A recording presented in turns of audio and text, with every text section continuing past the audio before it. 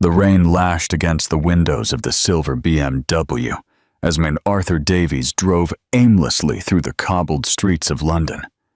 His knuckles, white with tension, gripped the steering wheel as if it were the only thing keeping him connected to reality. The doctor's words still echoed in his mind like a nightmare. "Severe oligospermia, Mr. Davies.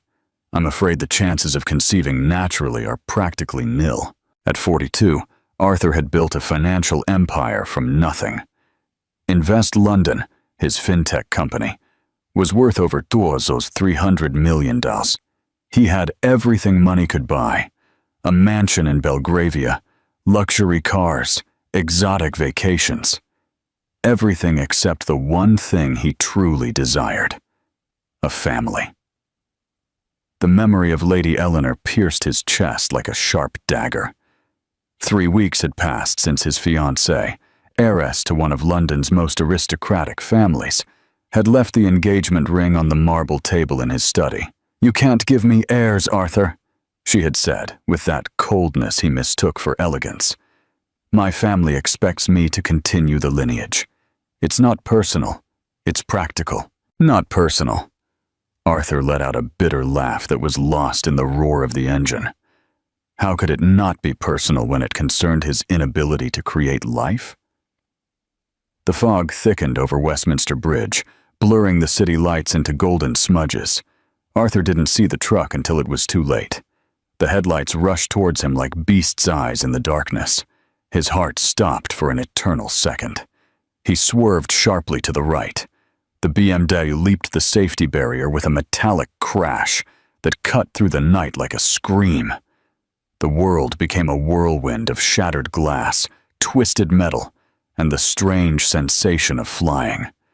The car flipped 3 times in the air before crashing into the bank of the River Thames with an impact that shook the earth. Ms. Clara Miller walked along the embankment, her heart heavy and her ballet slippers dangling from her right hand. The audition at the Royal Opera House had been a disaster. The director had looked at her with pity when he saw her 5-month belly, as if it were a broken relic of what she once was. "I'm sorry, Clara," he had murmured, "but you know how it is. We need total flexibility." Total flexibility, as if she carried a disability instead of a life growing inside her. The crash's roar jolted her from her melancholic thoughts. Without hesitation, she ran towards the sound, her dancer's muscles responding with the precision that years of training had etched into her DNA. The BM lay overturned by the river, steam rising from the hood, and the strange silence that follows a catastrophe. Clara could see a man trapped inside, conscious but disoriented. "Sir! Sir! Can you hear me?" she shouted, approaching the vehicle. The smell of gasoline grew stronger. Arthur slowly opened his eyes. Through the shattered windshield, he saw the face of a young woman with intense green eyes and brown hair escaping from a ponytail. There was something in her expression, determination mixed with genuine concern, that immediately calmed him. "It's okay," Clara said in a firm but gentle voice. "I'm going to get you out of here."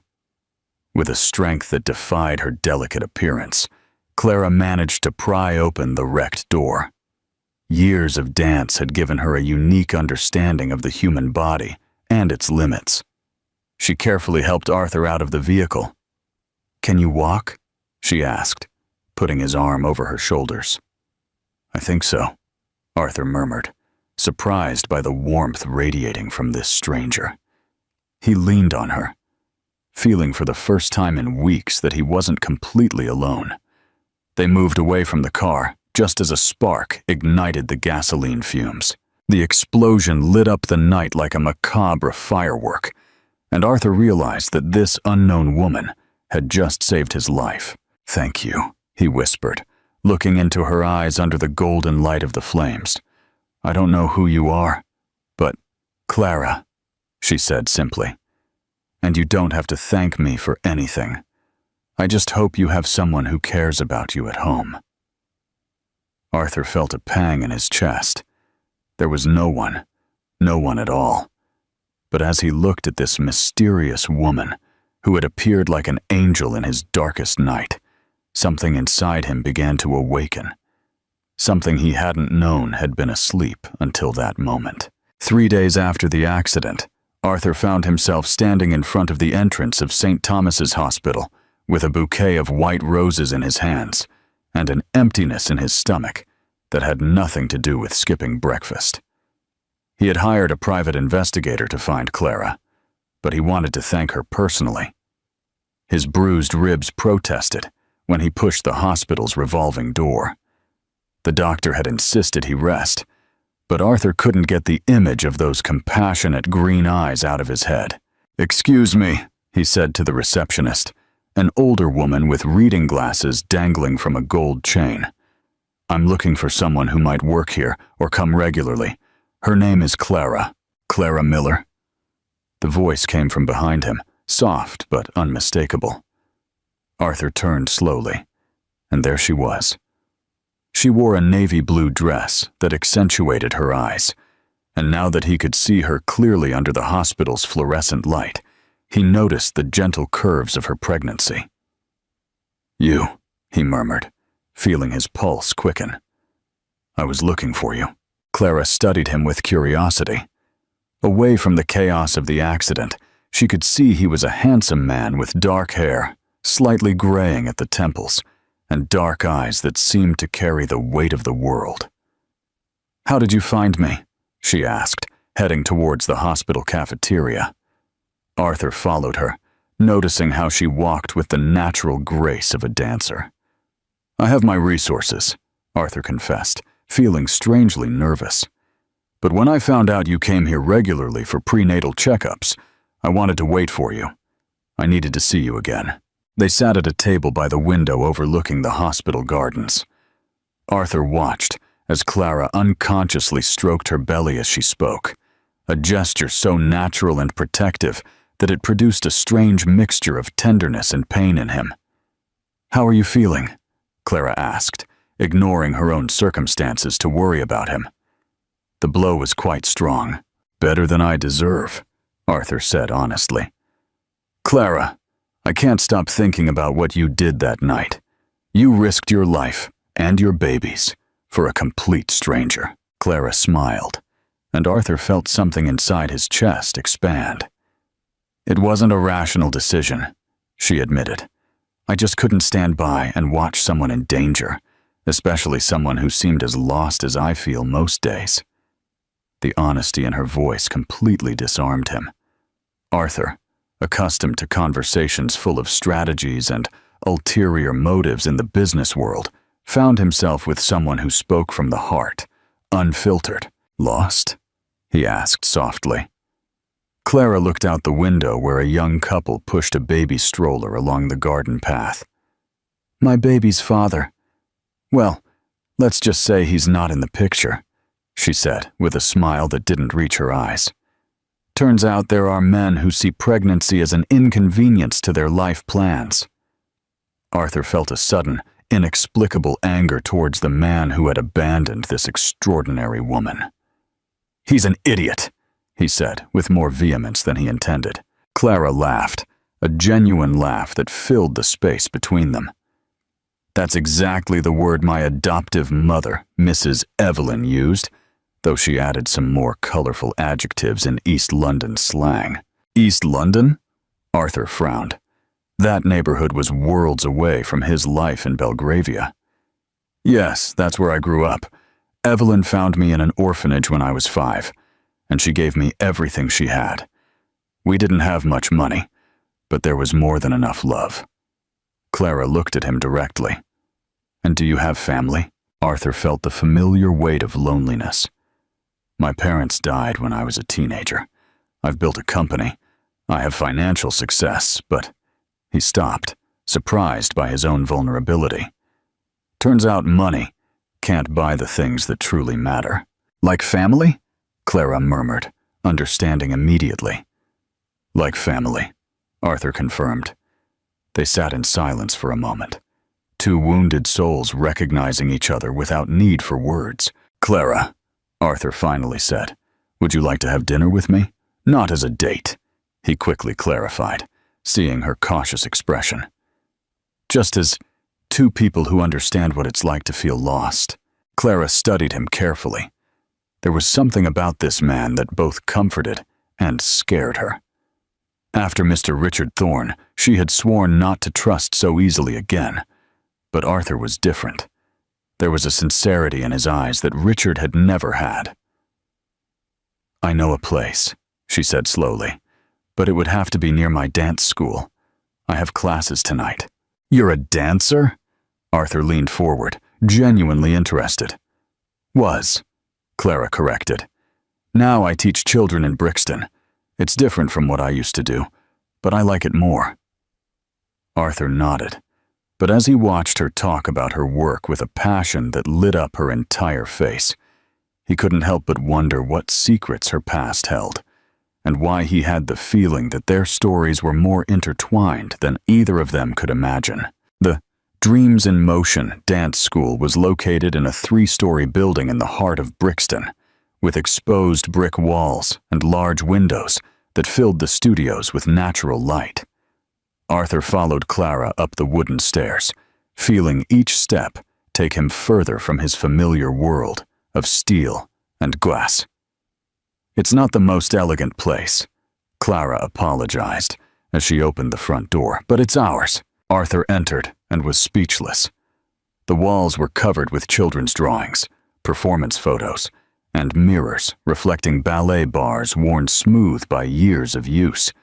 But what struck him most was the energy emanating from the place. Pure joy crystallized in movement. "Miss Clara!" A girl of about 8 ran towards them, followed by 5 other children of various ages. "Are you coming to the performance tomorrow?" "Of course, Lucy," Clara said, bending down with difficulty to be at the girl's height. "And this is my friend Arthur. Arthur, meet my advanced class." The children looked at him with curiosity mixed with shyness. Arthur, who normally felt comfortable in boardrooms full of intimidating executives, found himself nervous under these innocent gazes. "Do you dance too?" asked a red-haired boy named Michael. "I'm afraid not," Arthur smiled. "I'm better with numbers than with dance steps." "Numbers are boring," Lucy declared with the brutal honesty of childhood. "But if you're Miss Clara's friend, you must be a good person." As Clara prepared the children for class, Arthur sat on a folding chair and observed. The transformation in Clara was incredible. The cautious, somewhat melancholic woman he had met at the hospital became a force of nature, guiding the children with infinite patience and a joy that seemed contagious. "All right, Lucy, remember that ballet tells a story," Clara said, demonstrating a movement despite her pregnancy. "Every movement must have intention. What is your character feeling right now?" "She's happy because she found her prince," Lucy cried, twirling with outstretched arms. "Exactly. And Michael, you're the prince. How do you show you're happy to find her?" Arthur watched fascinated as Clara drew the best out of each child, how she turned technique into emotion and discipline into fun. There was something magical about the way she connected with them, as if she spoke a universal language he had never learned. When the class ended and parents came to pick up the children, Arthur helped Clara clean the studio. They worked in comfortable silence, he collecting the mats while she tidied the mirrors. "They're incredible," Arthur finally said. "The children, I mean. But you, Clara, what you do here is extraordinary." Clara blushed slightly. "It's nothing special. I just teach them to move." "No." Arthur moved closer to her. "You teach them to dream. You give them a place where they can be whatever they want to be. That's something money can't buy." "You talk as if you're very rich," Clara said with a mischievous smile. Arthur laughed. "Let's just say I don't have to worry about paying rent. But everything I have feels empty compared to this." Clara studied him carefully. "What exactly do you do, Arthur?" "Fintech. I develop platforms that help companies manage investments." He saw the blank expression on her face. "It's as boring as it sounds. It can't be that boring if it made you successful." "Success is relative," Arthur murmured, looking around the studio. I have money, but you have purpose. I think you're the richer of the two. Clara felt something stir in her chest, a warmth she hadn't felt since before Richard betrayed her. Would you like to stay for dinner? She asked impulsively. I live upstairs, and Evelyn always cooks too much. Arthur nodded without hesitation. Clara's apartment was small but cozy, full of plants, books, and photographs of her students. Evelyn turned out to be a robust 65-year-old woman with intelligent eyes and hands calloused from decades of sewing work. So you're the man who almost killed himself on the bridge, Evelyn said without preamble, as she served a stew that smelled like heaven. Evelyn! Clara protested, mortified. What is the truth? Evelyn sat down and studied Arthur as if he were a specimen in a laboratory. What do you do for a living? I run a tech company. Married? No, ma'am. Children? Arthur felt the familiar pang of pain. No. Evelyn nodded, as if she had confirmed something important. Good. The last idiot who was here thought he was too important to be a father. Her eyes lit up with protective anger. Richard Thorne! That piece of... Well, I'd better not say what I think of him in front of Clara. Evelyn, please, Clara murmured, but Arthur noticed how she tensed at the name. Richard Thorne, Arthur frowned. That name sounded familiar. The choreographer? Clara nodded miserably. I worked with him at the National Ballet. I thought he loved me, but when I told him about the pregnancy, he shrugged. Arthur tried to appear indifferent, but Arthur could see the pain she still carried. He's a man with a reputation, Arthur said carefully. I've read articles about him in financial newspapers. He seems to have a certain tendency towards scandals. Scandals, Evelyn repeated with disdain. That's a fancy way of saying he's a predator who uses young women and discards them when they're no longer useful. Arthur felt something cold settle in his stomach. A man like Richard didn't just disappear from a pregnant woman's life. Men like him always came back when least expected. And as he looked at Clara, beautiful and vulnerable in the golden light of the kitchen, Arthur promised himself that he would be there when that moment came. 2 weeks later, Arthur had become a regular visitor to the dance school. He arrived every afternoon after work, took off his tie, and helped with the younger children's classes. His presence had caused an initial stir, a man in a 3,000-pound suit helping children from Brixton tie their ballet slippers. But soon, he became part of the landscape. Mr. Arthur, can you help me with the jump? Asked Sophie, a 6-year-old girl with mismatched pigtails and a smile missing 2 front teeth. Of course, Princess, Arthur said, kneeling to her height. But remember what Miss Clara says. First you think, then you jump. Clara watched from across the studio, feeling her heart expand dangerously. Arthur had turned out to be a completely different man than she had imagined. Away from business and responsibilities, he was gentle, patient, and had a natural way of connecting with children that constantly surprised her. She's in love with him, Evelyn observed from the doorway with a knowing smile. Don't be ridiculous, Clara murmured, though her cheeks flushed. And he's madly in love with you too. Just look at them. 2 fools pretending this is just friendship. Clara was about to protest when she felt a gentle contraction in her belly. It wasn't unusual at 6 months, but it made her stop and breathe deeply. Arthur noticed her immediately. Are you okay? He asked, leaving Sophie with her practice and approaching quickly. Just Braxton Hicks contractions, Clara said, though her voice held a note of concern. The doctor says it's normal. When was your last checkup? Arthur asked, and Clara was surprised by how naturally he had assumed some responsibility for her well-being. Last week. Everything's fine, Arthur. The babies are healthy. Babies? Arthur stopped abruptly. Did you say babies, plural? Clara bit her lip. She hadn't wanted to reveal it that way. Twins, she confessed. Surprise? Arthur stared at her. and for a moment Clara feared this was too much for him. One baby was one thing, but two, twins, Arthur repeated slowly. Then, to Clara's surprise, an immense smile spread across his face.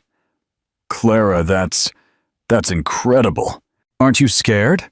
She asked. Terrified, Arthur admitted honestly, but also excited. Two little miracles. Clara felt tears threaten to spill. After months of feeling like a burden, as if her pregnancy was something shameful to hide, Arthur's genuine joy completely disarmed her. Arthur, she whispered, I have to tell you something. About Richard, about why things ended, the way they ended. You don't have to tell me anything you don't want to, Arthur said softly. But I want to. I need you to understand. Clara sat on one of the folding chairs, and Arthur sat opposite her. Richard and I had a relationship for 8 months.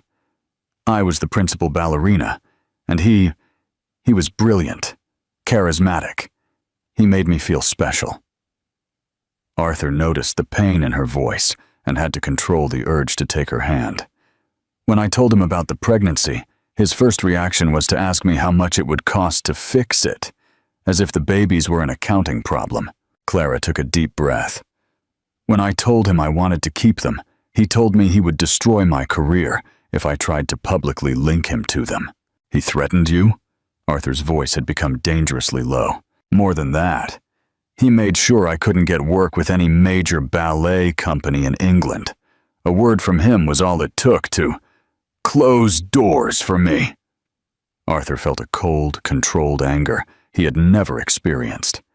This man had not only abandoned Clara, but had systematically destroyed her career for daring to keep her pregnancy. Clara, Arthur said carefully, I don't know much about ballet, but I know a lot about powerful men who abuse their position. Richard has no right to control your life. It doesn't matter anymore, Clara said, though her voice didn't sound convinced. I have the school, I have the children, I have Evelyn, I have a different life now. But is it the life you want? Arthur asked softly. Clara looked at him for a long moment. I'm learning to want it, she finally said. And lately, there have been new things that make it easier to love. Like what? Arthur asked, though his heart already knew the answer. Like having someone who comes every day just to make sure I'm okay. Like having someone who looks at my students as if they're the most important thing in the world. Like having someone who doesn't see my pregnancy as a complication, but as something beautiful. They stared at each other, the air between them charged with everything they hadn't said. Arthur leaned forward slowly, and Clara didn't move. Their lips met in a soft, tentative kiss, full of question and promise. When they separated, Arthur rested his forehead against hers. Clara, he murmured, I don't know what I'm doing. I don't know anything about being a father or about loving someone the way I love you. But I know I want to try. I want to try with you. Clara felt as if the ground had opened beneath her, but instead of falling, she was flying. However, a small voice in her head whispered a warning. Men like Richard never left quietly, and something told her that her story with the biological father of her children was far from over. Arthur's life had taken on a rhythm he had never experienced before. His days began with meetings at his office on Regent Street, but his afternoons ended in the completely different world of Brixton, helping Clara with the children and having dinner with Evelyn, who had unofficially adopted him as the son she never had. He's lost weight, Evelyn observed one night as she served her famous shepherd's pie. All that happiness is consuming him. Evelyn, Clara protested, though she too had noticed how Arthur seemed more relaxed, younger. Somehow. It's true, Arthur admitted, smiling, but it's a weight I needed to lose. I was drowning in my own life. Clara studied him from across the small table. In the past 3 weeks since the kiss that had changed everything between them, Arthur had become a constant comforting presence, but she knew there were things left unsaid, questions that hung in the air like ghosts. "Arthur," Clara said slowly, "have you thought about what this really means? I mean, not just the dinners and dance classes, the babies, the sleepless nights, the dirty diapers, the complete responsibility for 2 lives that aren't biologically yours." Arthur put down his fork and looked at her directly. "Clara, I'm going to tell you something I've never told anyone, not even Eleanor." He took a deep breath. "When I was 12, my parents died in a car accident. I was sent to live with my uncle who raised me, but he never truly loved me. I was always an obligation to him." Clara felt her heart clench. "Since then, I've spent my entire life building walls. Money, success, superficial relationships, all so I wouldn't feel that loneliness again. But with you, with the children at the school, with Evelyn—" He stopped, as if surprised by his own words. "With you, the walls crumbled, and for the first time in 30 years, I don't feel alone." Evelyn had stopped eating and was watching Arthur with an expression Clara couldn't decipher. "The babies," Arthur continued, "they don't need to be biologically mine for me to love them. Love doesn't work that way, does it? You know that better than anyone. Evelyn didn't give birth to you, but you're her daughter." Clara felt tears burn her eyes. "But Arthur, Richard, he could come back. Men like him always come back when you least expect them." "Then we'll be ready," Arthur said, with a determination Clara hadn't seen before. "Because by the time that happens, if it happens, these babies will have a father who loves them unconditionally, and you'll have someone who stands by you." Evelyn abruptly got up from the table and went to fetch something from the kitchen drawer. She returned with a small blue velvet case. "It was my grandmother's," Evelyn said, placing the case in front of Arthur. "Clara is my daughter in every way but blood, and if you're going to be part of this family, you have to do it right." Arthur opened the case with trembling hands. Inside was a simple white gold ring with a small but perfectly cut diamond. "Evelyn," Clara whispered, "you can't." "I can, and I do," Evelyn said firmly. "That ring has been waiting 50 years for the right man, and I think he's finally arrived." Arthur took the ring and knelt beside Clara's chair. His heart was pounding so hard, he was sure the whole building could hear it. "Clara Miller," he said, his voice trembling but clear. "I can't promise you a perfect life. I can't promise you I'll always know what to do. But I can promise you that I will love these babies as if they were my own from the moment they are born. I can promise you that I will protect you and them with my life. And I can promise you that every day I will choose to be here with you, no matter what comes." Clara looked at the ring, then at Arthur, then at Evelyn, who was smiling with tears in her eyes. "Will you do me the honor of marrying me?" Arthur asked. Silence stretched for what seemed like hours. Clara could hear her own heart, the ticking of Evelyn's wall clock, the distant traffic from the street. "Yes," she finally whispered. "Yes, Arthur. Yes." Arthur slid the ring onto her finger with hands that trembled slightly. It was perfect, as if it had been waiting specifically for her. Evelyn clapped and wiped her eyes with her apron. "Well," she said, her voice broken with emotion, "I guess we have a wedding to plan, and fast. These babies aren't going to wait for us to do things in traditional order." Clara laughed through tears, looking at the ring on her finger. It was beautiful, but more than that, it felt right, as if she had finally found where she belonged. But as Arthur kissed her and Evelyn made plans for an intimate wedding, neither of them noticed the figure watching them from the street, a dark-haired man with a smile that didn't reach his eyes.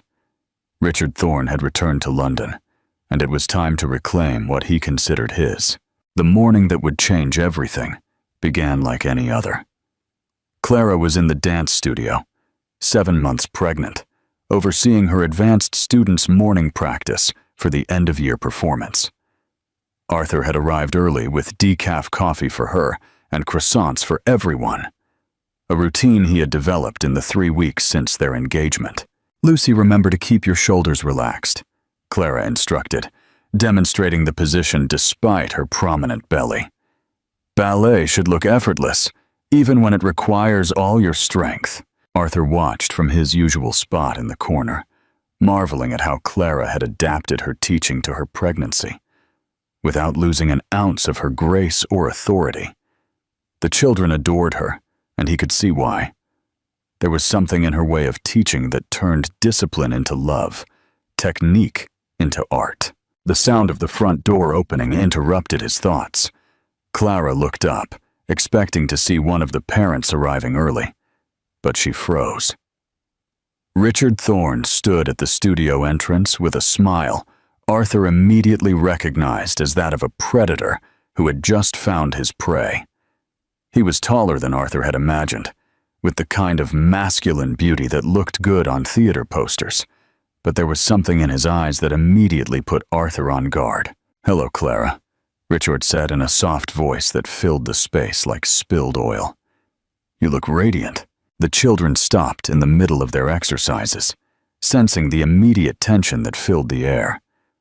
Clara had turned pale but kept her chin up.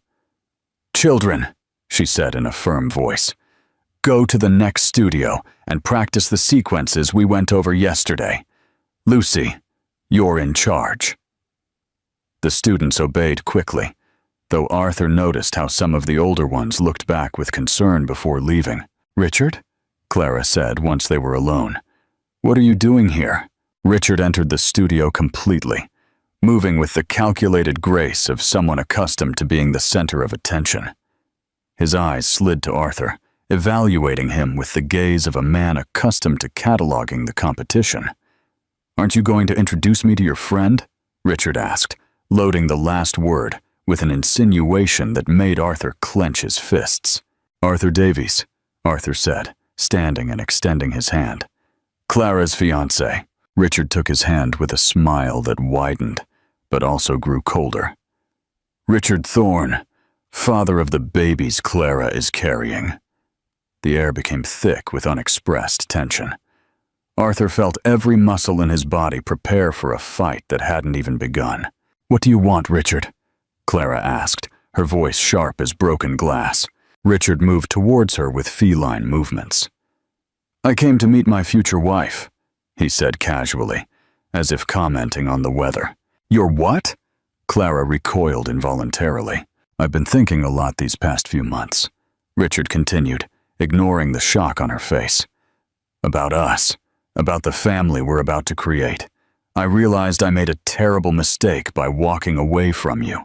Arthur instinctively moved closer to Clara, placing himself slightly between her and Richard. "Clara is no longer available," Arthur said in a controlled but dangerous voice. Richard laughed, a sound devoid of humor. "Legally, Mr. Davies, those babies are mine, and I've decided I want to be part of their lives, a very important part." "After abandoning Clara when she needed you most?" Arthur said. "After threatening to destroy her career?" "Rumors," Richard interrupted with a smile. "Clara always had a tendency towards dramatization. Ask anyone at the National Ballet." Clara felt as if she had been slapped.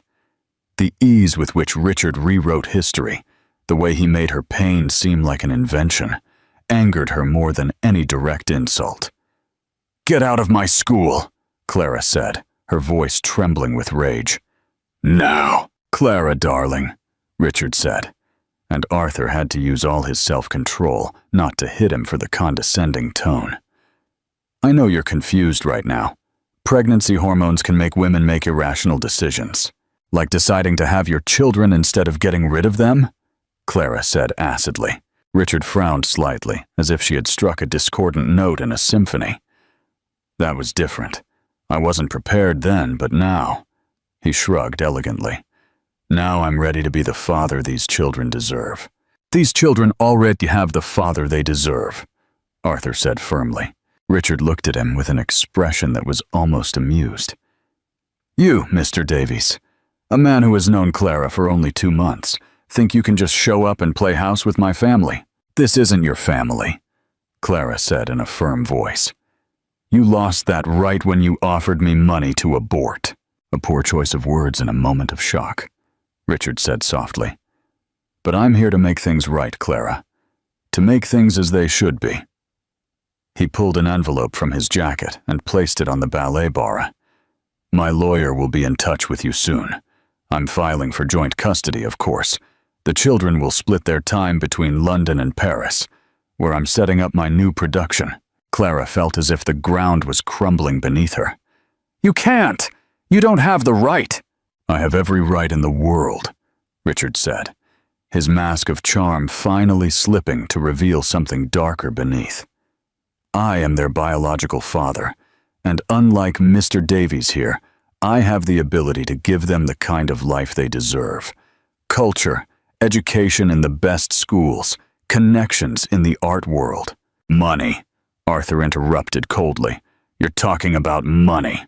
I'm talking about advantages, Richard corrected. Something a man in your position should understand. Arthur smiled, but there was no warmth in it. My position, he repeated slowly. And what do you think my position is, exactly? Richard looked him up and down, noting the expensive but unostentatious clothes, the quiet confidence Arthur exuded. Comfortable middle class, I suppose. Perhaps an accountant, a bank manager, enough to impress a girl from Brixton, but not exactly the kind of man who can compete with what I can offer. Arthur exchanged a look with Clara, who, despite the terrible situation, felt a smile tugging at the corners of her mouth. Richard, Clara said slowly, allow me to introduce you to Arthur Davies, CEO and founder of Invest London. His net worth is approximately... She paused, looking at Arthur. What's your company worth currently, darling? The last valuation was £350 million, Arthur said casually, enjoying how Richard's confidence visibly evaporated. Pounds, of course. Richard was silent for the first time since he had entered, but Arthur could see the wheels turning in his head, recalculating, replanning. Men like Richard didn't give up easily when faced with competition. In fact, they often became more dangerous. The next few days passed in a haze of constant tension. Clara barely slept. Arthur had hired one of London's best family lawyers, and Evelyn had begun standing guard at the school, like a general preparing for war. He's a manipulator, Evelyn said for the 5th time that morning, aggressively organizing the school's invoices. I know men like him. My first husband was the same. Charming when he needed something. A devil when he didn't get what he wanted. Clara sat heavily in a chair, her 7.5-month belly making even simple movements exhausting. But he's right about one thing, she murmured. He's the biological father. That has to count for something legally. Biology doesn't make a father, Arthur said firmly, entering the studio with coffee and the morning newspaper. Love makes it. Commitment makes it. Being present when it matters makes it. Clara took her decaf coffee with trembling hands. What did Mr. Davies say? She asked, referring to the lawyer. Arthur sat beside her, and Clara immediately noticed the tension in his shoulders. The news is mixed, he admitted. Richard technically has parental rights, but the fact that he abandoned you during pregnancy and threatened your career works in our favor. But, Clara could feel there was a but. But he's clever. His application isn't just for joint custody. He's alleging that the environment here isn't appropriate for raising children. Clara froze. What does he mean by that? Arthur looked at her carefully. He's alleging that a neighborhood like Brixton, a financially struggling dance school, isn't the appropriate environment for children who could have access to better opportunities. It's unbelievable, Evelyn exploded. This neighborhood has more love and community than all the rich neighborhoods in London combined. We know, Arthur said calmly, but courts, neighborhoods are different. Clara felt nauseous, and it had nothing to do with pregnancy. And what about you? What about our engagement? That's the most complicated part, Arthur admitted. Legally, until we get married, I have no parental rights. And even after marriage, I'd have to formally adopt the children. And Richard can prevent it. He can try. Clara stayed in silence, processing the information. Suddenly, the whole world she had carefully built, the school, her future with Arthur, her family, seemed to be hanging by a thread. There's something else, Arthur said softly. Mr. Davies did some research on Richard. Apparently, this isn't the first time he's done something like this. Clara looked up abruptly. What do you mean? There have been at least 3 similar cases in the last 10 years. Young women in the ballet industry, relationships that ended when they wanted more commitment than he was willing to give. Evelyn looked at him with interest. And what happened to those women? 2 of them moved out of England. The 3rd, Arthur paused. The 3rd married an Italian musician, and apparently Richard didn't interfere. Why did she leave? Clara murmured, understanding immediately. He left his territory. That's what it seems, Arthur confirmed. Mr. Davies believes that Richard isn't really interested in being a father. This is about control, about making sure that you don't have a happy life without him. Clara felt a cold fury settle in her chest. For months, she had questioned if she had been too dramatic, if she had misinterpreted Richard's actions. But this confirmed what she had known in her heart. Richard saw her as a possession, not as a person. What can we do? She asked. Fight, Arthur simply said. But we need more than just legal arguments. We need to show that what we have here, this life, this community, this love, is better for the children than anything Richard can offer. At that moment, the studio door opened, and Lucy ran in, followed by other students. It was Friday, a special class day for the neighborhood children. Miss Clara, Lucy shouted. There's a man outside with a camera. Arthur and Clara exchanged alarmed looks. What kind of man? Clara asked, trying to keep calm. An older man with a large camera. He told my mom he was making a documentary about the neighborhood. Arthur immediately turned to the window and looked down the street. Indeed, there was a professional cameraman filming the school facade, while Richard was talking to what appeared to be a journalist. Damn, Arthur murmured. What is he doing? Clara asked, approaching the window. Building his narrative, Arthur grimly said. He's documenting the conditions of the neighborhood, probably to use in court. Clara watched Richard gesticulate towards the building, speaking cheerfully with the journalist.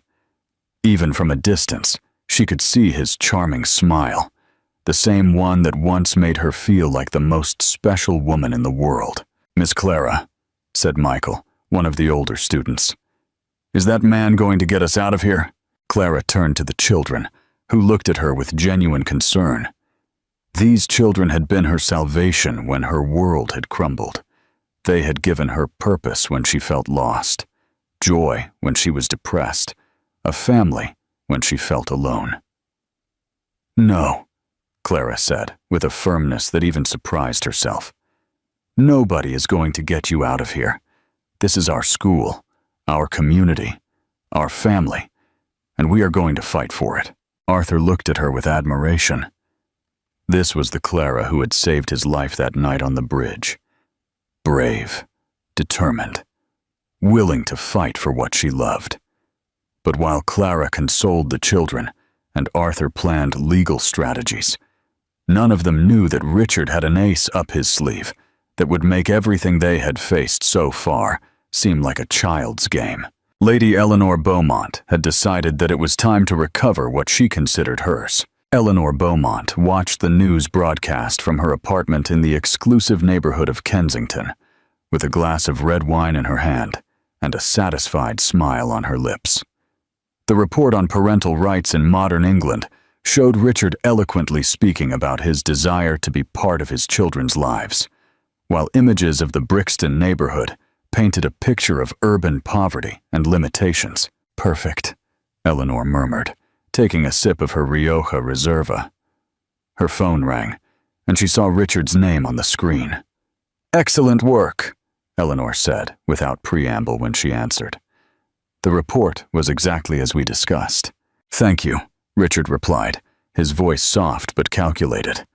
"But this is just the beginning. We need something more substantial for the court." Eleanor got up and walked towards the window overlooking Hyde Park. "What do you have in mind?" "Clara is pregnant with twins, which means high risk. If we could show that the stress of her current situation is putting the pregnancy in danger..." "I understand," Eleanor interrupted. "An emergency hospitalization would be very convenient for your case, especially if it were caused by emotional stress related to inadequate living conditions." "Precisely," Richard added. Eleanor smiled. She had initially underestimated Richard, but he turned out to be smarter than she thought. "And what exactly do you need from me?" "Your influence. Your family has connections in the family courts, in the media, in the medical system. I need those doors to open for me." Eleanor considered its proposal. Her original plan had been simply to wait for Arthur's relationship with Clara to self-destruct under pressure, but this was more efficient. "Fine," she finally said. "But when this is over, when Arthur realizes he's made a terrible mistake, I'll be there to comfort him." "Of course," Richard mused. "Each one recovers what belongs to him." While Eleanor was having dinner, Clara was experiencing exactly the type of stress that Richard expected to exploit. Braxton Hicks contractions had become more frequent and painful, and the doctor had recommended relative rest. "No, not full bed rest," Arthur explained, helping her settle on the sofa in the apartment. "But you can't be teaching 8 hours a day, either." "The kids need me," Clara protested, "and we need the money from the classes." "The kids need you to have a healthy pregnancy," Evelyn said firmly. "And as for the money," she looked at Arthur significantly, "we already talked about this." "Let me help financially, please," Arthur said softly. Clara knew it was a lost battle. Arthur had been incredibly delicate about not making her feel like a burden, but she could see the concern in his eyes every time she had a contraction. "Fine," she finally said, "but only temporarily, until the babies are born." Arthur sat down next to her on the sofa, taking her hand carefully. "Clara, there's something we need to discuss. About the wedding." Clara looked up at him. "What about the wedding?" "Mr. Davies thinks we should get married as soon as possible, before the babies are born. It will give more strength to my adoption request." Clara frowned. "Are you saying we should get married for legal reasons?" "No," Arthur said quickly. "I am marrying you because I love you, and because I want to spend the rest of my life with you. But Mr. Davies is right. From a legal point of view, the sooner we get married, the better position we'll have." Clara sighed slowly. She understood the logic, but part of her had expected to plan a small but beautiful wedding, not a desperate race to court. "We could do it at the registry office now," Arthur suggested, "and have a proper ceremony after the babies are born, and all this madness ends." "A proper ceremony?" Clara smiled for the first time in days. "With a white dress, flowers, the children from school as witnesses, the whole experience." Evelyn, who had been listening from the kitchen, looked up. "That sounds perfect to me, and I have my grandmother's wedding dress saved. It would only need some adjustments." At that moment, Clara's phone rang. It was a number she didn't recognize. "Clara Miller?" The voice on the other side was cold and professional. "Yes, I'm Ms. Sarah Jenkins from the London Social Services Department. We need to schedule a visit to assess the living conditions for your future children." Clara felt as if she had received a blow to the stomach. "An assessment? Why?" "We've received a child welfare request. It's standard procedure when there are custody disputes involving minors." Clara looked at Arthur, who had listened enough to understand what was happening. "When?"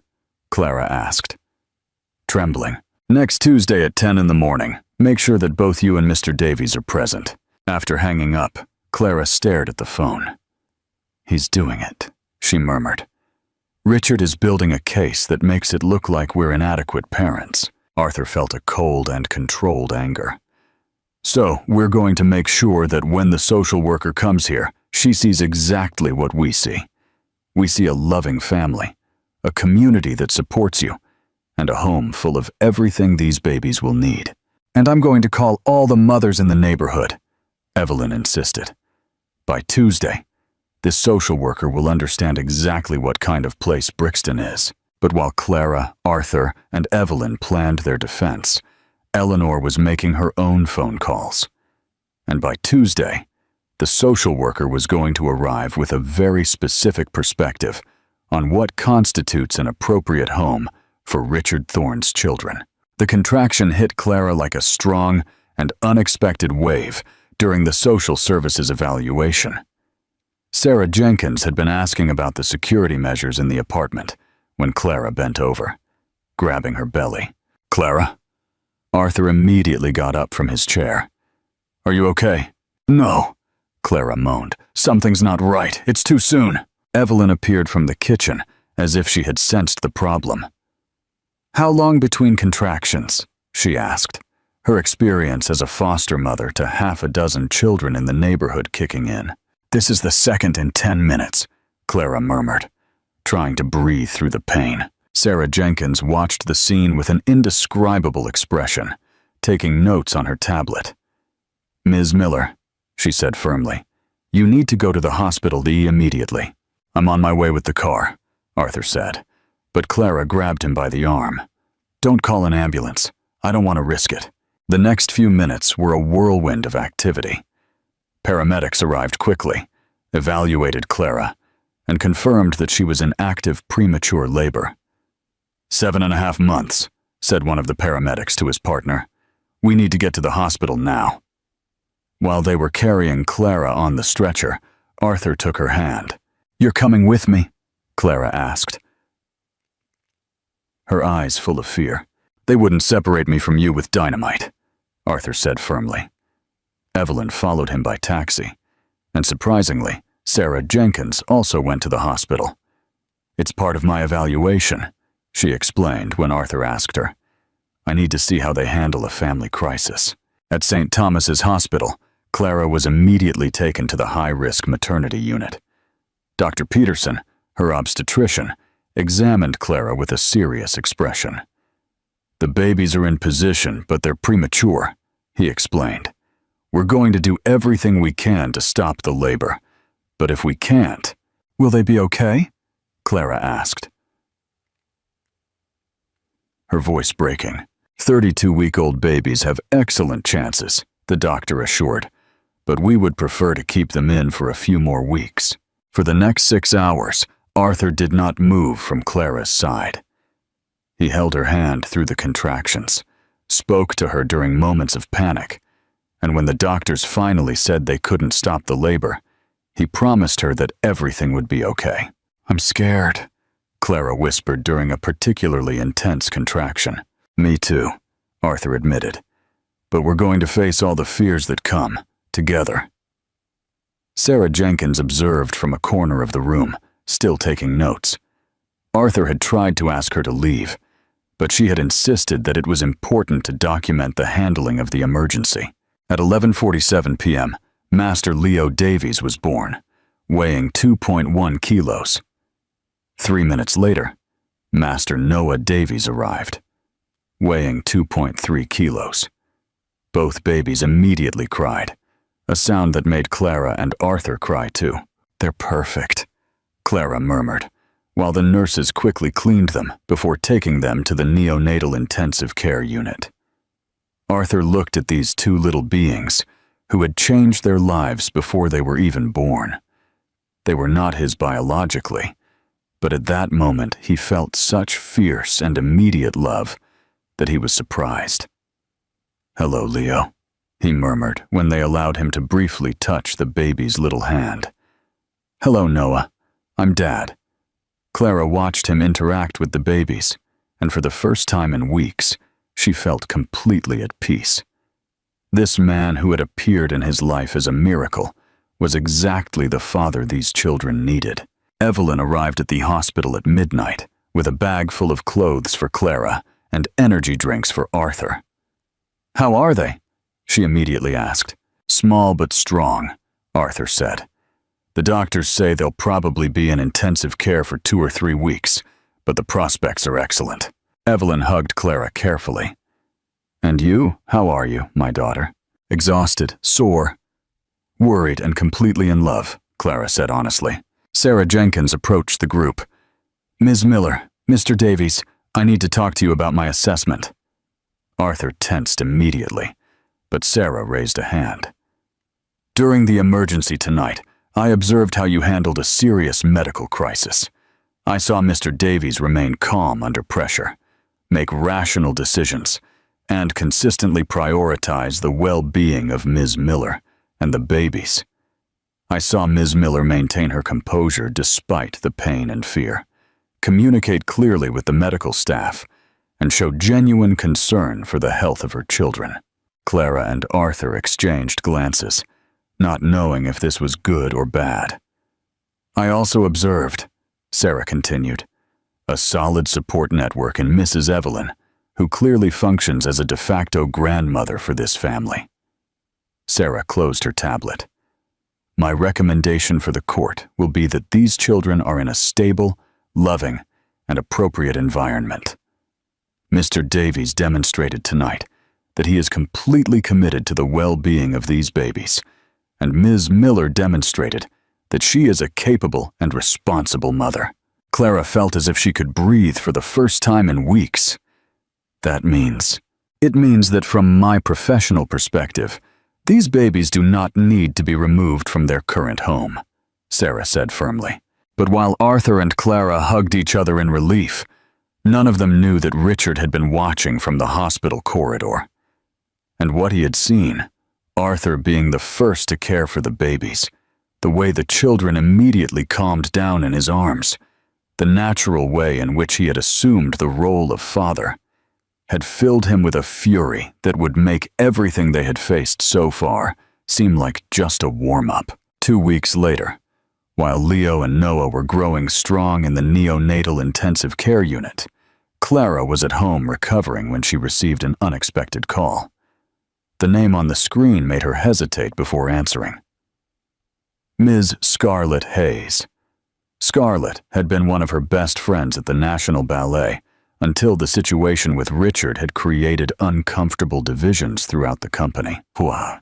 Scarlett, Clara said carefully. What a surprise.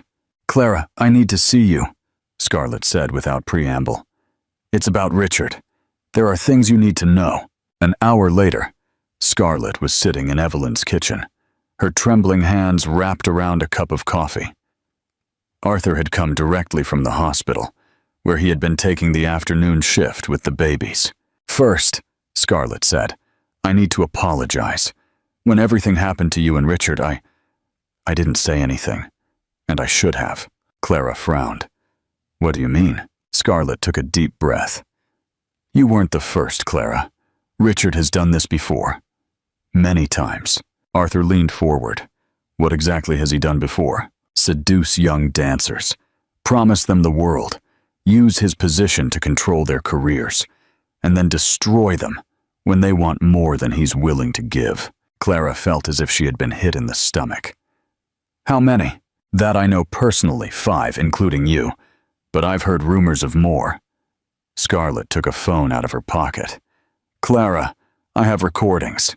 Recordings of what? She asked. Richard joking about his conquests. He described in detail how he manipulated women, how he used their vulnerabilities against them. I recorded some of those conversations. Scarlett pressed play on an audio recording. Richard's voice filled the kitchen, clear and unmistakable. Dancers are perfect because they're already used to being told they're not good enough. Clara was especially easy, an orphan with self-esteem issues. I made her believe she was special, unique. When she told me about the pregnancy, it was almost fun to see her crumble when I offered her money to get rid of the problem. Clara turned pale. And if she doesn't accept? Scarlett's voice was heard in the recording. Then I made sure she would never work in ballet in England again. I've already spoken with the directors of all the important companies. A word from me is all it takes. Scarlett stopped the recording. "There's more," she said softly. "Much more. Details on how he destroyed the careers of other women, how he used his influence to make sure they couldn't find work." Arthur was furious, but controlling his anger carefully.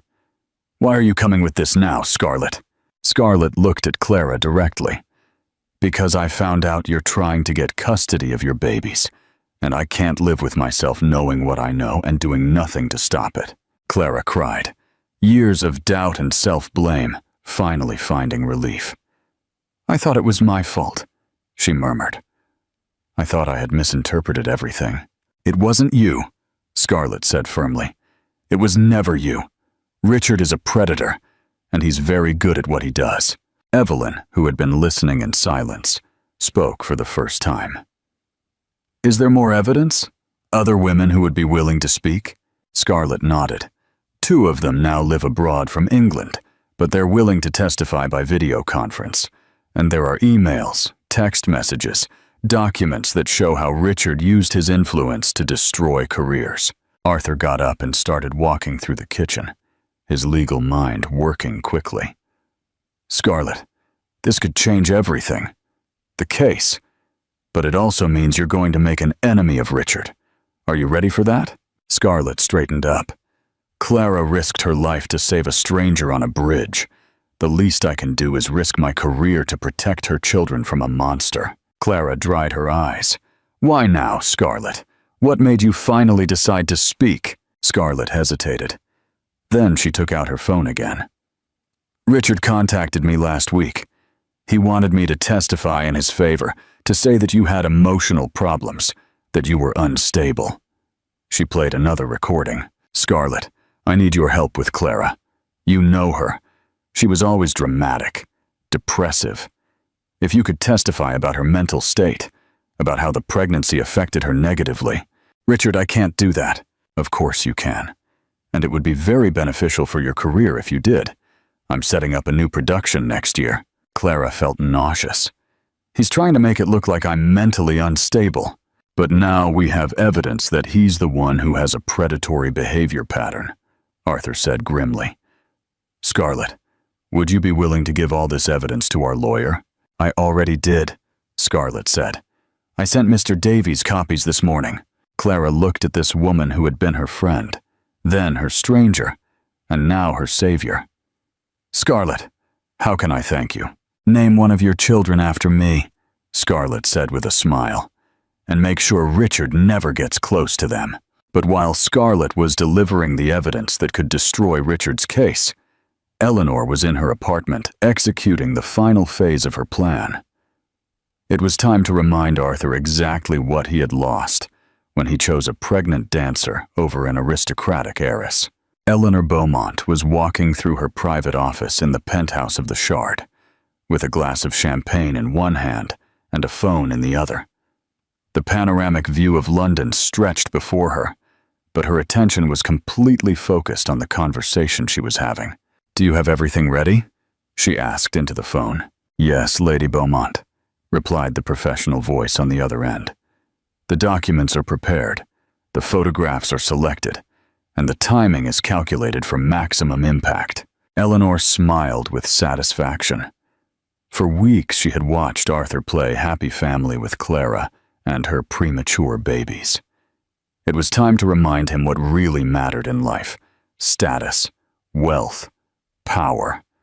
The things she could give him, and that a dancer from Brixton never could. "Make sure it arrives just when he's most vulnerable," Eleanor instructed. Arthur was always sentimental under pressure. After hanging up, Eleanor went to her closet and carefully selected her outfit for tomorrow. A Valentino dress in navy blue. It had always been Arthur's favorite color. Louboutin heels, and the pearls that had belonged to her grandmother. The perfect image of aristocratic elegance. The next day, Arthur was in the neonatal intensive care unit, holding Leo against his chest during kangaroo care hour. It was incredible how these tiny beings had completely transformed his perspective on what unconditional love meant. "He's growing," observed Nurse Sarah as she checked Noah's monitors. "Both are gaining weight exactly as we expected. When can they go home? Arthur asked, though he already knew the answer. If they continue to progress like this, probably in a week, maybe less. Arthur smiled, imagining taking his children, because that's what they were, regardless of biology, home for the first time. Clara had been coming every morning and every evening, but Arthur had insisted on taking the night shifts so she could rest. Mr. Davies, Sarah hesitated. There's a woman here who says she needs to speak with you. She says it's urgent. Arthur frowned, but he didn't want to wake Leo. Can you tell her to wait until the kangaroo care session is over? I told her that, but she insisted. She says she's Eleanor Beaumont, and that you'll want to hear what she has to say. Arthur felt his blood run cold. Eleanor, here. Now. When everything was finally starting to stabilize. Tell her I'll be out in 5 minutes, Arthur said, carefully transferring Leo back to his incubator. He found Eleanor in the waiting room, as elegant and beautiful as ever. But there was something in her eyes he didn't remember seeing before. Something cold and calculated. Eleanor, Arthur said carefully. What are you doing here? I came to save you. From yourself, Eleanor said directly, standing to greet him. Arthur, I've been watching this experiment of yours, and I think it's time for you to return to reality. Experiment. Arthur felt a cold anger beginning to form in his chest. Eleanor pulled a tablet from her Hermes bag. I've been doing some research on your new family. Did you know that Clara Miller has been in psychological therapy intermittently for the past 5 years, dealing with depression and anxiety issues? Arthur stood motionless. Clara had mentioned seeing a therapist after Richard left her. But how on earth did you get that information? Family connections are useful, Eleanor said casually. I also have photos of Clara having what appears to be a panic attack outside an audition last year, and medical documentation showing she was briefly hospitalized for exhaustion. Eleanor slid the tablet towards him. Arthur looked at the images and felt sick. They were photos of Clara leaving various medical appointments, clearly taken without her knowledge. You're crazy, Arthur murmured.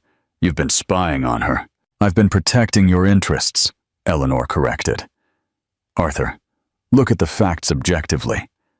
This woman has a history of mental instability.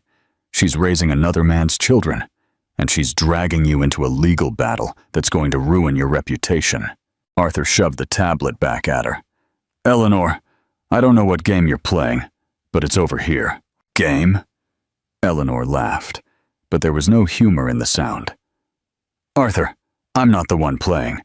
Do you really think it's a coincidence that Richard showed up exactly when your relationship with Clara was getting serious? Arthur froze. What do you mean by that? Eleanor smiled, and Arthur finally saw the true woman behind the aristocratic mask. Richard and I have been in contact, of course. I provided him with some useful information about your financial situation, and he kept me informed about the progress of his custody case. You've been working together. Arthur felt as if he had received a physical blow. Think about it, Arthur. He gets his children back and can keep them away from an unstable influence. You free yourself from a situation that's only going to get more complicated. And Eleanor moved closer to him, placing a hand on his arm.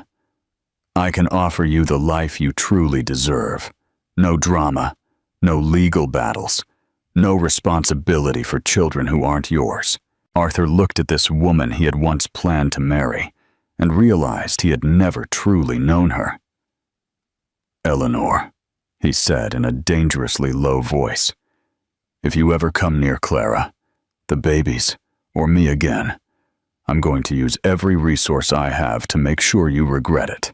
Eleanor recoiled slightly, surprised by the intensity in his voice. Arthur, you're being irrational. No, Arthur said, turning to leave. For the first time in my life, I'm being completely rational. And what I rationally see is that Clara is worth 1,000 of you. As Arthur returned to the neonatal unit, Eleanor pulled out her phone. If Arthur wasn't going to be reasonable, it was time to accelerate the timeline. Richard needed to know they had to act now, before the babies were discharged from the hospital. After that, it would be much harder to separate them from Clara. Clara was feeding Noah when Arthur returned to the neonatal unit. One look at his face told her immediately that something was terribly wrong. "What happened?" Clara asked softly, still focused on Noah, but clearly concerned. Arthur sat heavily in the chair beside her. "Eleanor was here." Clara looked up abruptly. "Your ex-fiancée? What did she want?" Arthur recounted the entire conversation, watching as Clara's expression shifted from confusion to shock, and finally, to a cold fury he had never seen before. "She and Richard have been working together all this time." Clara finished feeding Noah and carefully placed him in his incubator before turning fully towards Arthur. "That's what she says. Arthur, I didn't know." "Of course you didn't know," Clara said firmly. "Arthur, this isn't your fault, but it explains a lot." "Like what?" "Like why Richard waited exactly until we started getting serious to show up. Like why his lawyer seemed to know so much about our financial circumstances. Like why Eleanor never tried to reconcile with you until now." Arthur ran his hands through his hair. "Clara, there's something else. Eleanor has your medical information. Therapy documentation. Photos." Clara stood motionless. "What kind of medical information?" "About your depression after Richard. The hospitalization for exhaustion." Clara closed her eyes for a moment. "Arthur, there are things about my past that I haven't told you because I didn't want you to see me as broken or unstable." "Clara, no, let me finish." Clara opened her eyes and looked at him directly. "After Richard destroyed my career, I had a nervous breakdown, a real one. I ended up in the hospital for 3 days because I hadn't eaten or slept in a week.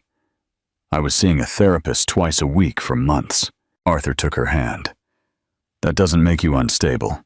That makes you human. But in a courtroom, with the right lawyer..."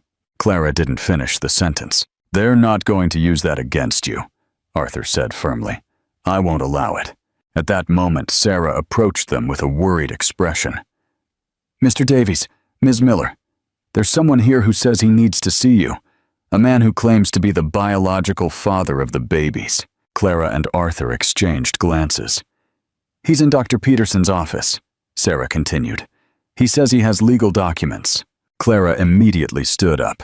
"We're going to face this once and for all." Richard was sitting in Dr. Peterson's office as if he owned the place, dressed in an expensive suit, and with a smile that made Arthur want to hit him. "Clara, my dear," Richard said, standing when they entered. "You look much better than the last time I saw you." "What do you want, Richard?" Clara asked without preamble. Richard placed a folder on the doctor's desk. "I have a temporary court order, granting me immediate visitation rights to my children." Clara felt as if the ground had opened beneath her. "Visitation rights? They're premature. They're in intensive care." "Are they medically stable?" Richard interrupted. "And as their biological father, I have a right to time with them, 1 hour a day." Supervised by hospital staff, Arthur approached the desk and examined the documents.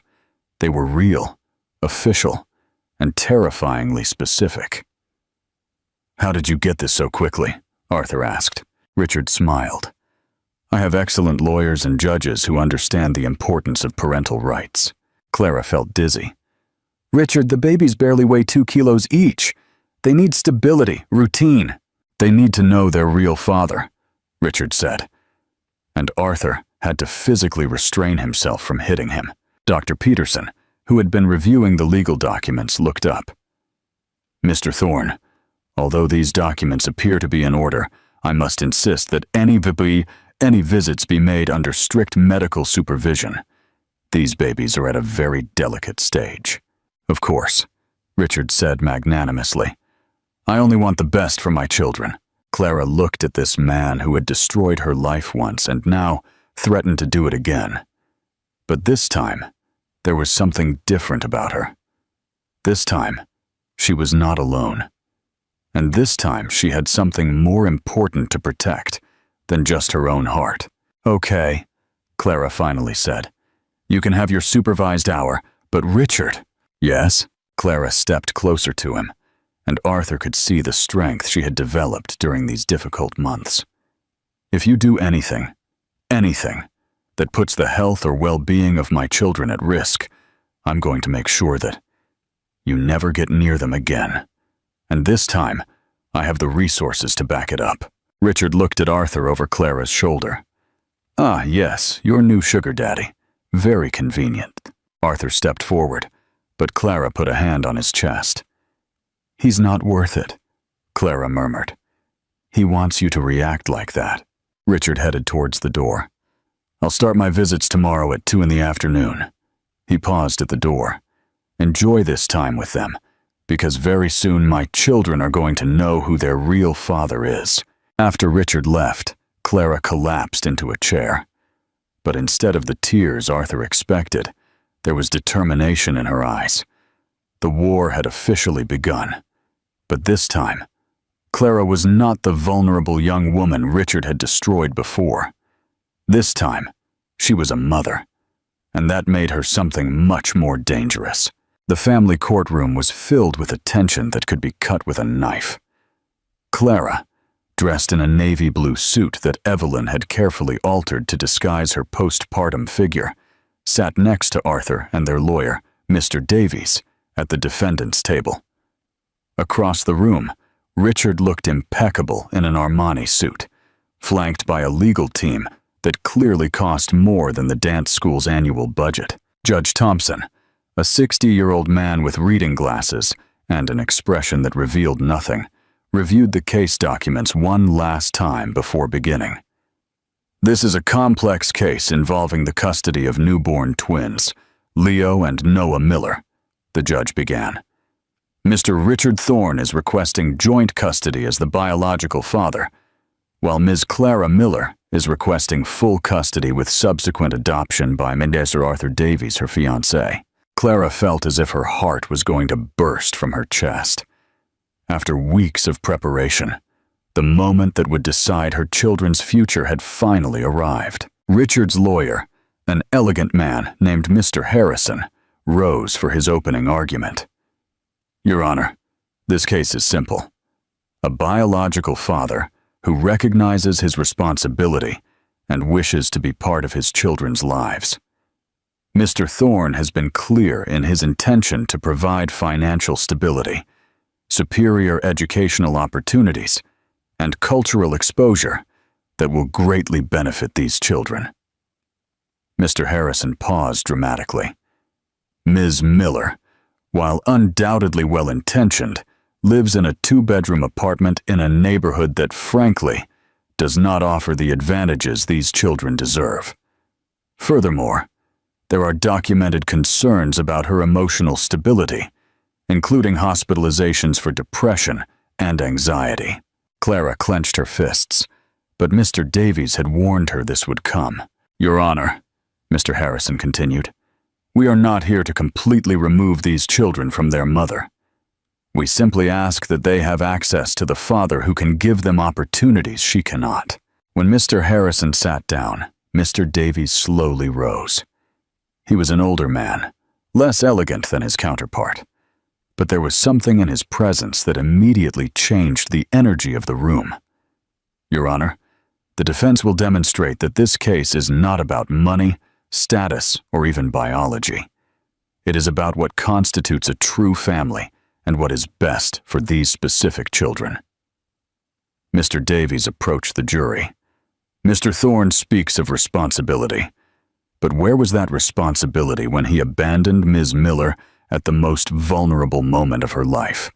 He speaks of stability, but we will demonstrate a pattern of behavior that is anything but stable." For the next 2 hours, Richard's case was presented as he had planned. Testimonies about his professional success, photographs of Clara's apartment in contrast to his London home, medical documents that painted a picture of mental instability. But then it was Mr. Davies' turn. "I call Scarlett Hayes to the stand." Scarlett entered the room with dignity, dressed professionally, but without ostentation.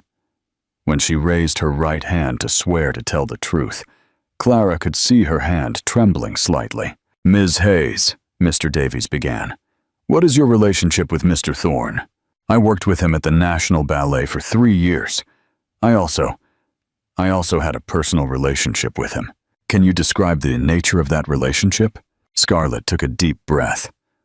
"At first, Richard was charming, attentive.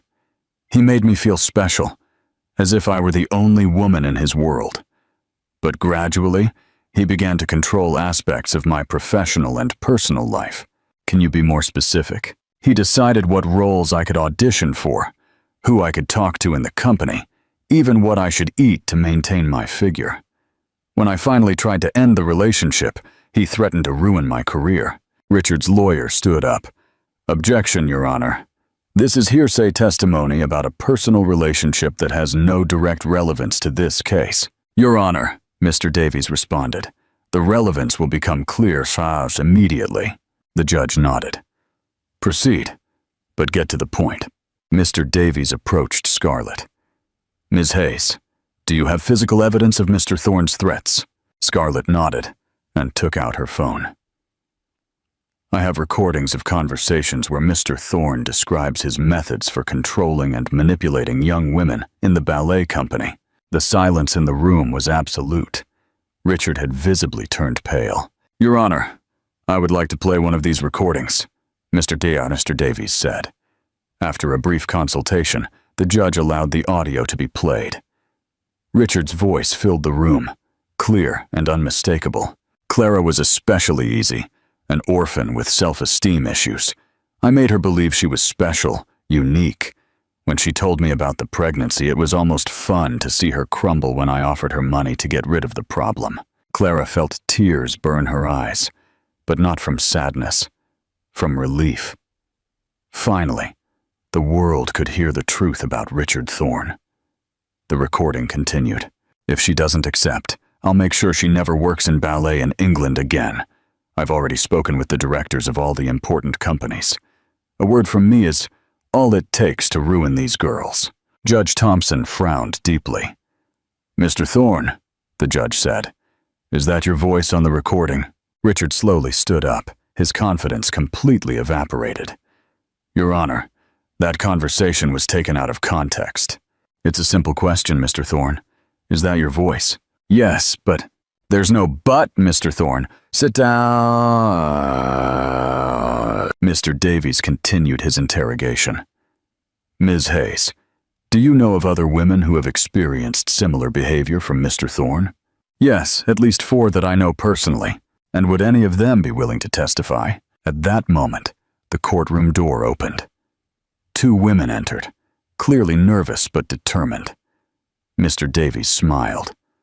"Your Honor, with your permission, I would like to call Ms. Emily White and Ms. Olivia Green to the stand." Over the next hour, the 2 women told devastatingly similar stories.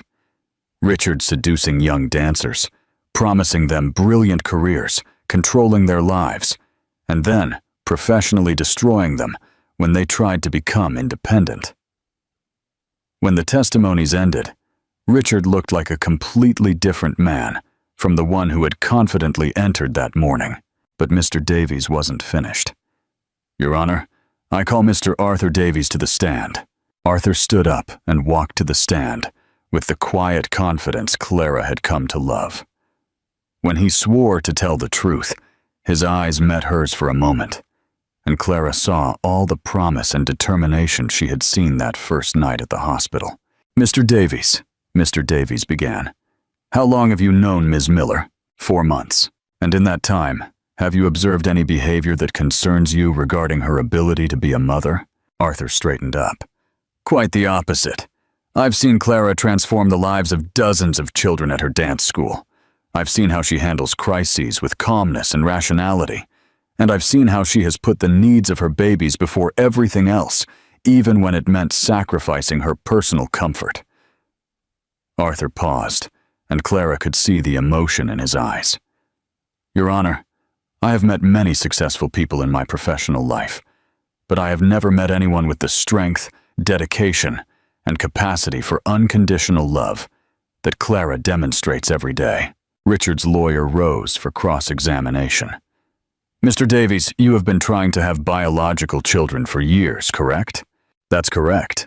And isn't it true that your relationship with Ms. Miller is motivated by your desperation to be a father, regardless of the circumstances? Arthur looked at the lawyer directly. If I had been desperate to be a father, I would have chosen an easier situation. A woman without the complication of an existing pregnancy, without the financial struggles, without the legal battle I knew would come. Then why Ms. Miller? Arthur smiled for the first time during the entire process. Because I love her, because she saved my life, literally and figuratively, and because when I see her with those babies, I see the kind of mother every child deserves to have. Richard's lawyer looked frustrated. Mr. Davies, isn't it true that you can provide these children with financial advantages that compensate for other deficiencies? What deficiencies? Arthur asked, and Clara noticed the dangerous tone in his voice.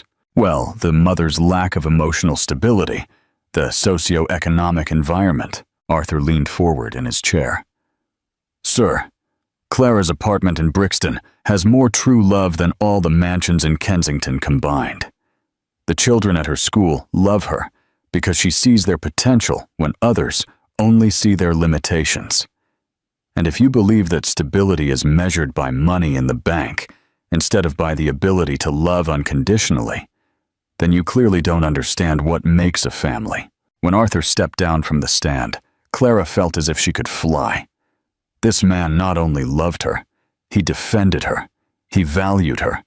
He saw in her everything Richard had never been able to see. Mr. Davies rose for his final argument. Your Honor, we have heard abundant evidence that Mr. Thorne has an established pattern of predatory behavior towards young women.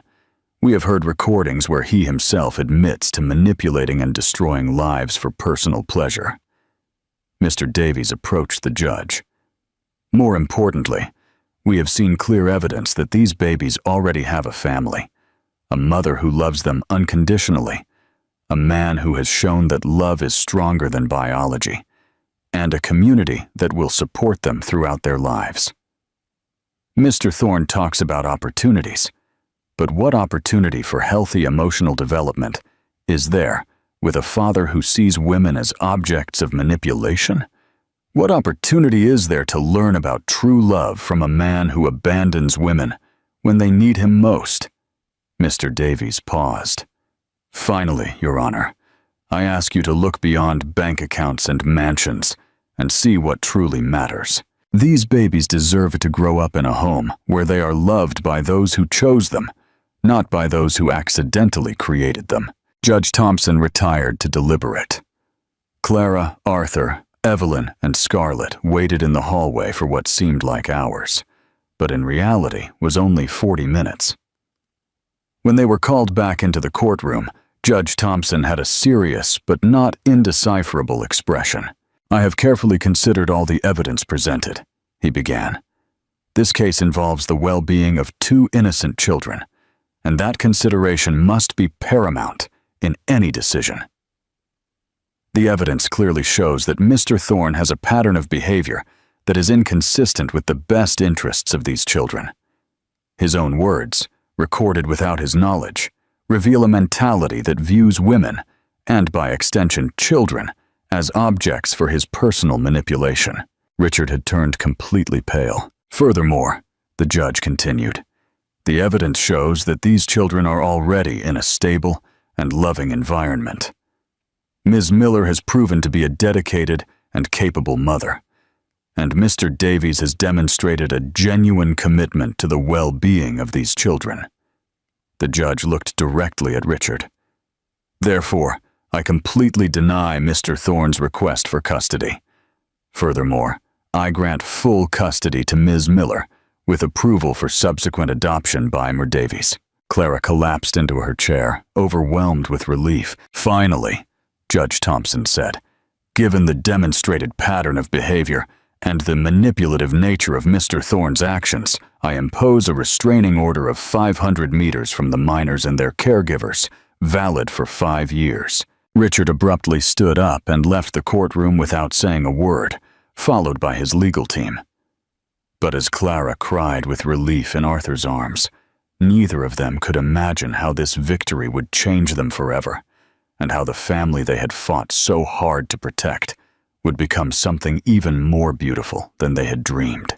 2 years later, Saturday morning began like every morning in Clara and Arthur's new home in Notting Hill, with the sound of small feet running down the wooden hallway and laughter filling every corner of the house.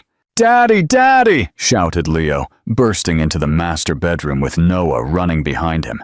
"The kittens are awake!" Arthur sat up in bed, smiling at the sight of his children, because that's what they were in every way that mattered. In their dinosaur pajamas that Evelyn had made them, and their hair disheveled from sleep.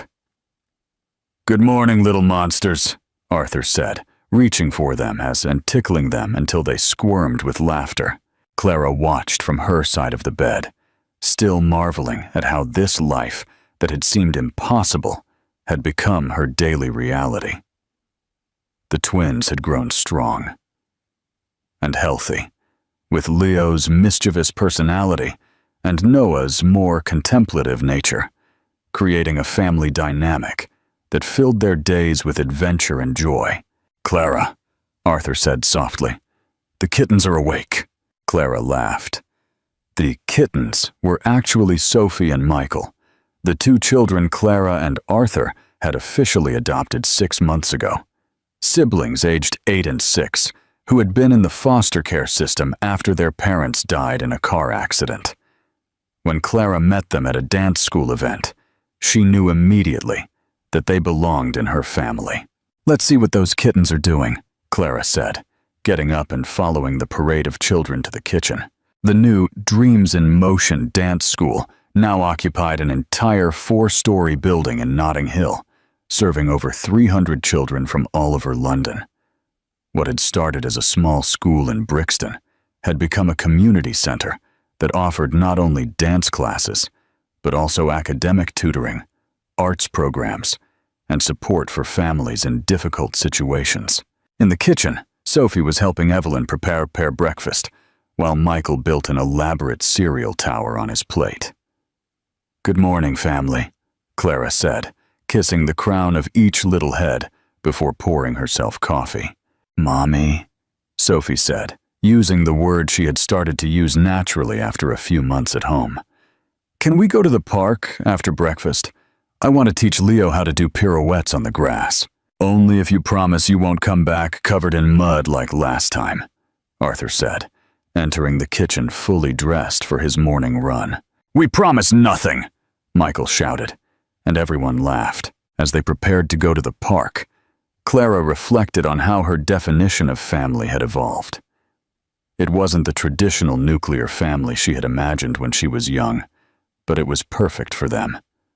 Arthur had officially adopted all 4 children after they got married, and although they didn't share blood, they shared something stronger: daily choice, unconditional love, and the commitment to be there for each other no matter what came. "Clara," Arthur said softly, approaching her as the children gently squabbled over shoes at the entrance. "There's something I want to show you." He pulled a letter from his pocket with the official seal of the family courts. "What is it?" Clara asked, though her tone was curious rather than worried. They no longer lived with the constant fear that had dominated the first few years. "It's from Richard," Arthur said carefully. Clara felt a pang of the old anxiety, but realized it was more an echo of the past than real fear. "What does he say?" Arthur opened the letter and read, "Clara and Arthur, I am writing this letter to formally apologize for the pain I caused during one of the most vulnerable periods of your lives. The last 2 years have given me time to reflect on my actions and seek professional help to understand the destructive patterns that dominated my behavior for so many years. I have seen photos of your beautiful family in articles about the dance school, and it is clear that Leo and Noah are exactly where they should be. They are fortunate to have parents who consciously chose them and who give them the kind of love I would never have been able to provide. I married Eleanor last year, and we are expecting our first child. It's strange, but until I experienced what it truly means to want to be a father, not just to possess a child, but to truly want to be responsible for shaping a life, I didn't understand how selfish and destructive my previous actions had been. Please know that I have no intention of interfering in your lives again. You have earned the right to peace, and I have earned the responsibility to be a better person than I was. I wish you all the happiness in the world. Your children are fortunate. Sincerely, Richard. Thorne. Clara was silent for a moment, processing the words. How do you feel about this? Arthur asked softly. Relieved, Clara said honestly. Not for the apology. That's for him, not for me. But relieved to know that he's truly gone from our lives. Arthur nodded. Do you want to keep the letter? Clara looked towards the living room, where her 4 children were laughing as they tried to put on their coats. No, she finally said. That story ended a long time ago. This is our story now. Arthur smiled and kissed her forehead. I like our story better. Mommy, Daddy! Leo shouted from the door. Let's go to the park! The swings are waiting for us! Clara took Arthur's hand, and they headed towards the door, where Evelyn already had the children organized in a more or less orderly line. Ready for adventure? Arthur asked. Always, shouted the 4 children in unison. As they walked through the streets of Notting Hill towards the park, Clara reflected on the path that had led them here. It had begun with a terrible night on a bridge with 2 broken lives that met at the exact moment they needed each other most. It had continued with legal battles, sleepless nights, fears about whether they were strong enough for this life they had chosen. But every challenge had made them stronger, more certain that they had made the right decisions. Now, watching Arthur teach Noah how to kick a ball, while Sophie taught Leo ballet steps on the grass, Clara realized that she had found something she hadn't even known she was looking for. A family that she had chosen to build step by step, day by day, conscious decision after conscious decision. Clara, Evelyn said, sitting next to her on the park bench, do you regret anything? Clara watched her children play. Her husband who had chosen to be a father to children who didn't share his blood, but did share his heart. The woman who had raised her, and who now helped raise another generation. I only regret one thing, Clara said slowly. What? Evelyn asked, concerned. Clara smiled. I regret taking so long to understand that the best families are not those that are born, but those that are built with unconditional love, infinite patience, and the daily decision to be there for each other, no matter what happens. Arthur came running, chased by 4 children screaming with laughter. What are the most beautiful women in the park thinking about? He asked, dropping onto the grass next to the bench. How lucky we are, Clara said, dimply. Arthur looked at his family, imperfect, chaotic, full of noise and laughter and unconditional love, and felt his heart could explode with happiness.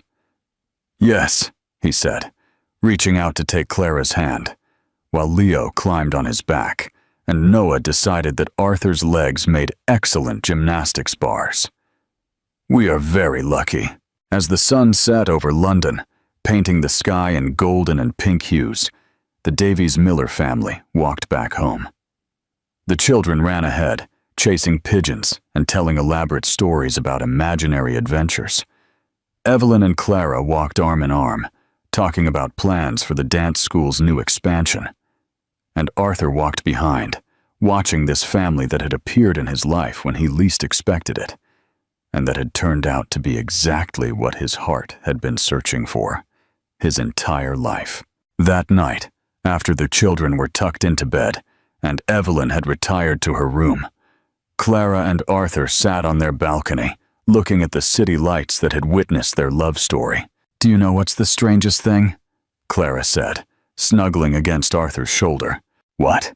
That night on the bridge, when your car crashed, I thought I was saving a stranger's life.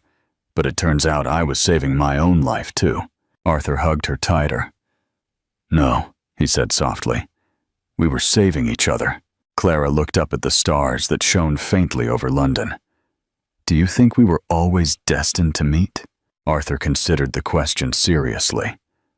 I think, he finally said, that fate put us in the same place at the right time. But everything that came after, the love, the family, this life, we built that ourselves, decision by decision, day by day. Clara smiled. Then I guess fate wrote the first chapter, but we wrote the rest of the story.